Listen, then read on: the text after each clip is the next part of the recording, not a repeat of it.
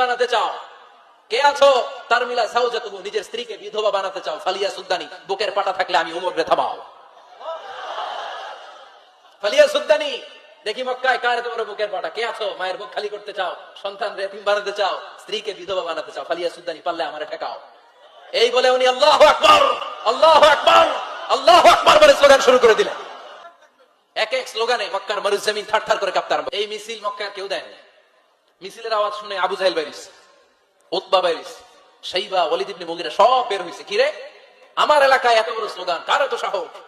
বের হয়ে দেখে মিছিলের সামনে ওমর। ওমরে দেখে দিছে এক দৌড়। কারণ ওমরে ফারুককে থামানোর মতো বাপের বেটা মক্কায় দ্বিতীয়টা কেউ ছিল না। আওয়াজ করে বলেন ঠিক কিনা? ওমরে ফারুক আল্লাহু আকবার, আল্লাহু আকবার বলে স্লোগান দিতে দিতে মসজিদুল হারামের ভেতরে ঢুকে গেল। কাবার গিলাফ ধরার পরে সেদিন মিছিল থেমেছে।